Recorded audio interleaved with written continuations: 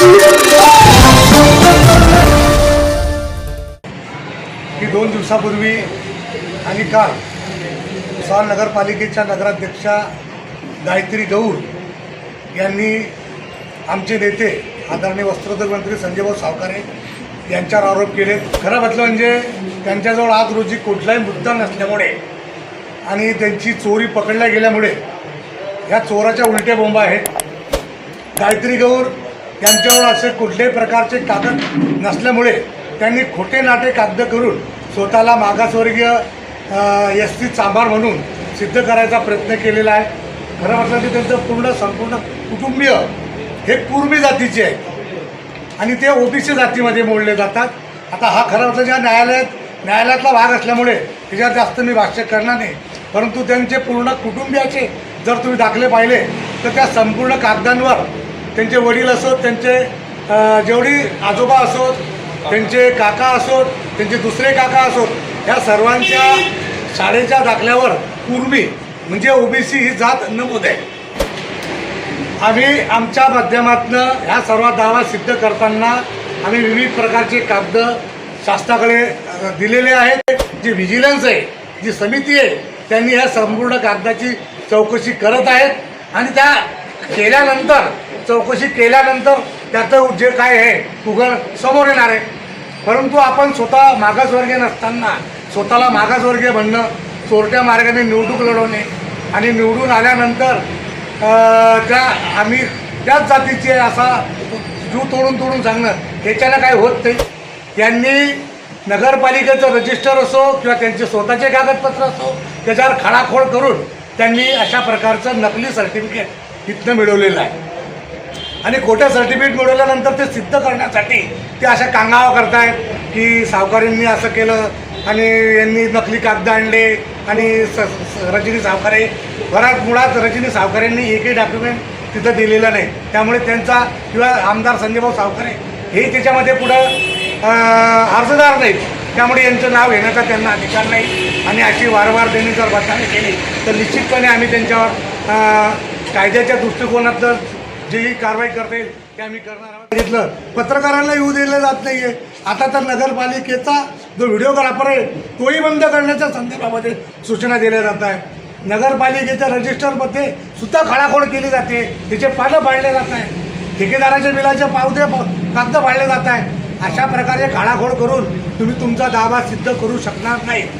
त्यामुळे अशा प्रकारचं वल्गना करायच्या कारण तुमच्याकडनं काम होत नसेल तर हे तुमचं अपयश आहे। तुमच्या अपयशाच्या खापर आमच्यावर फोडू नका। जर तुमच्याकडनं काम होत नसेल तर सरळ राजीनामा द्या आणि घरी बसा। भुसावळकरांचं नुकसान काय करताय? परंतु जर तुम्हाला भुसावळकरांनी एवढ्या विश्वासाने निवडून दिला असेल तर त्यांच्या विश्वासाला तडा जाऊ देऊ नका। जे 77 विषय मंजूर केलेले त्या 77 विषयाला तुम्ही त्या विषयावर काम करा। तुम्ही तुमच्या बोलण्यामध्ये मान्य करताय की तुमच्याकडे सर्टिफिकेटच नाही। तुम्ही जेव्हा भाषण केलं तुम्ही हे वाक्य वापरताय की माझं सर्टिफिकेट होऊ देत नाहीये, म्हणजे तुमच्याकडे सर्टिफिकेट नाही होतं का फॉर्म भरताना? तुम्ही आता सर्टिफिकेट मागताय का? हे तुम्ही तुमच्या बोलण्यामध्ये सिद्ध करताय। याच्यावरनं मी एकच सांगेल तुम्हाला शेवटी की रजनीताई सावकारे, संजयभाऊ सावकारे गेल्या 20 वर्षापासून राजकारणामध्ये यांच्यावरती साधं एनसी मीटर सुद्धा नाही आहे। ते कधी पोलिटिक्सची पायरी सुद्धा चढलेले नाहीये। त्यांनी आजपर्यंत कोणाविरुद्ध अर्ज सुद्धा केलेला नाहीये, तर ते असे कोणताच अर्ज करणार नाही। माननीय प्रमोद भाऊ सावकारे स्वतः ज्या ज्या ठिकाणी यांचे नातेवाईक राहतात तिथं स्वतः जाऊन अर्ज देऊन फी भरून त्याने कागद गोळा केलेली आहे आणि ती कागद सदरील चौकशीसाठी कलेक्टर ऑफिसला कार्यालयाला जमा केलेली आहे। तिथं आपलं सर्टिफिकेट तयार होतं, त्या ठिकाणी खरं का खोटं हे चौकशीसाठी दिलेलं आहे, ते सिद्ध होणार आहे। त्याच्यामुळे गुन्हे कोणावर दाखल होतील ते वेळ आल्यावर समजेल की तुम्ही स्वतःच्या भाषेमध्ये तुम्ही स्वतः सिद्ध करून घेतलेलं आहे की माझं सर्टिफिकेट होऊ देत नाहीये। मग झालेलं सर्टिफिकेट काय होतं? जे तुम्ही भुसावळमधून जे सर्टिफिकेट तयार करून घेतलं त्या सर्टिफिकेट काय होतं? तुम्ही जे स्वतः इलेक्शन फॉर्ममध्ये सर्टिफिकेट भरलं ते सर्टिफिकेट म्हणजे काय होतं? निवडणूक आयोगाने स्वतः निवडणूक फॉर्म भरताना त्याच्यामध्ये कॉलम लिहिलेला आहे की तुम्हाला 180 दिवसात व्हॅलिड सर्टिफिकेट हजर करायचं आहे। व्हॅलिड सर्टिफिकेट हजर करायचं आहे निवडणूक आयोगाने स्वतः लिहून दिलेलं आहे त्याच्यामध्ये। तर हा आमचा अधिकार नाही, तो त्यांचा पण मागण्याचा अधिकार आहे निवडणूक अधिकाऱ्यांचा। आणि तुमच्याकडे कागदपत्र आहे, तुम्ही कागदपत्राची जोडजाड करा। आम्ही जर चुकीचं तिथं काही दिलं असेल तर ते आमच्यावर आपोआप गुन्हा दाखल करतील। पण मी एवढं शेवटी सांगेल की संजयभाऊ सावकारे, रजनीताई सावकारे या क्लीन पार्टी आहे, आजपर्यंत कधी पोलीस स्टेशनच्या फायरे सुद्धा चढलेल्या नाही आहे. यांच्यावरती एनसी मेटर पण नाही आहे. राहिला बंगाळताईंचा विषय, त्यांनी कागद जमा करावे आणि सर्टिफिकेट घ्यावं. परंतु मी एकच सांगेल की त्यांच्याकडे सर्टिफिकेट नाही आहे, त्यांच्या बोलण्यातून हे सिद्ध झालेलं आहे. कारण नसताना शहरातलं नाव खराब होईल, शहरातलं वातावरण खराब होईल, आपसात कुठं मतभेद होतील, असं काहीच करू नका. आपलं शहर आहे शेवटी, ते आपल्याला चांगलं ठेवायचं आहे. एवढं सांगून मी सांगेल की तुम्ही सर्टिफिकेटची कागदपत्राची पडताळणी करा. दिया बुझ रहा है इसलिए फडफडा रहा है. काही दिवसाने जे सत्य आहे ते पूर्ण भुसावळकरांच्या समोर येणार आहे. आमच्या जसे तुम्ही एससी मधून निवडून आले, तुम्ही असं दावा करताय, तर आमच्या भाजपकडनं बी टोटल चार लोक एससी मधून निवडून आलेले. त्याच्यामध्ये सुरवाडे पूजा चंद्रकांत म्हणून एक नंबर वार्डातून आमची एक महिला नगरसेवक निवडून आली. इलेक्शनला आता 4 ते 5 महिने होत आले. आमच्या नगरसेविका पूजा सुरवाडेचा व्हॅलिडिटीचा दाखला आलेला आहे, हे तुम्ही बघू शकता. तर माझा असा प्रश्न आहे, तर तुमचा काय येत नाही अजून? कारण तुम्ही तिथे खोटे कागदपत्र दाखल केलेले आहे, म्हणून तुम्हाला हे उशीर होतोय. मी तुम्हाला चॅलेंज करतो की आता काही दिवस राहिलेले, 180 दिवस संपल्यामध्ये तुम्ही ते दाखल करा. तुमचे जे बी डॉक्युमेंट आहे, ओरिजिनल असतील की डुप्लिकेट असतील, ते तुम्ही दाखल करा. तुमची व्हॅलिडिटी आणा, त्याच्यानंतरच कोणावर आरोप करा.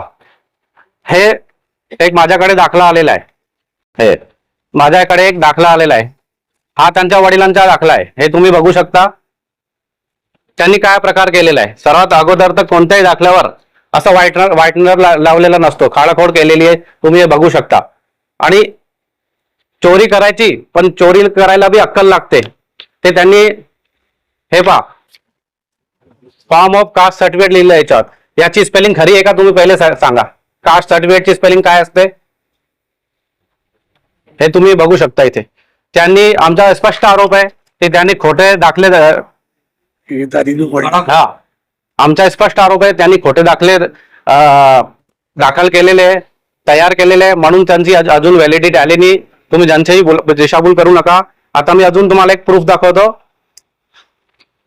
इथे तारीख पण त्यांनी खोडलेली आहे. कारण ज्या तारीखेचा हा दाखला आहे त्या दिवशी रविवार होता, म्हणून आम्ही पकडले जाऊ. त्याच्यानंतर त्यांनी तारीख चेंज केली आहे, आता बुधवार दाखवतोय. म्हणजे खोटं तुम्ही करायचा आणि दुसऱ्यावर ते आरोप करायचा. हा तर आहे, तुम्हाला जास्त दिवस राहणार नाही, लवकरच निर्णय येणार आहे. शासनाकडनं जे जे पण चौकशी होत आहे, शासन काही फक्त संजू भाऊचा नाही, तर पूर्ण महाराष्ट्राचा शासन आहे. तुम्ही जे दाखले तिथे दाखल केलेले, त्याच्यावरच ते त्यांची चौकशी करणार आहे आणि ते निर्णय देणार आहे. म्हणून खोटं बोलून भुसावळकरांची दिशाभूल करू नका. काही काळ आहे भुसावळसाठी, मी तुम्हाला शुभेच्छा देतो. जेवढा काळ पण तुम्ही आहे तेवढा काहीतरी भुसावळसाठी काहीतरी चांगलं करून जा आणि तुमची टर्म संपवा. आणि तुम्ही जे म्हणताना भाजपवाले माझ्यावर खोटा आरोप करतात, तर माझा अजून एक म्हणणं आहे की त्यांचे एक चुलत भाऊ आहे अंकित गौर म्हणून, त्यांचा सुद्धा दाखला समितीनं अवैध ठरवलेला आहे.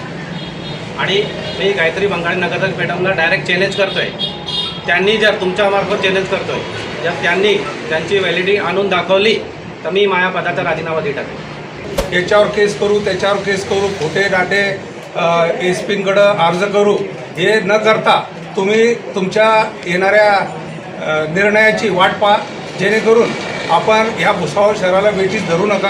आपण सांगितलं होतं की आम्ही 4-5 दिवसात पाणी देऊ, परंतु आता 100 दिवस झाले, 12-13 दिवसांनी पाणी येतं आहे. तर ह्या संदर्भामध्ये ज्या अमृत योजनेचं काम असेल, त्याच्या संदर्भामध्ये जी आठवडे बाजाराची पाण्याची टाकी बनत होती, ती टाकी आपण स्वतः काहीतरी कॉम्प्लेक्स बांधण्याच्या नादामध्ये ते काम बंद पाडलं. हे लोकांना सगळं दिसतं, सगळं माहिती आहे. आणि आता नवीन त्यांनी आमच्या बाजूच्या वार्डामध्ये अमृत योजनेचे कनेक्शन देणं चालू केलं. अरे बाबांनो, आम्ही आताच सगळ्या वार्डांमध्ये संजूभाऊ सावकारे यांच्या माध्यमातून सिमेंट कॉन्क्रीटचे रोड आम्ही तयार केलेले आहे.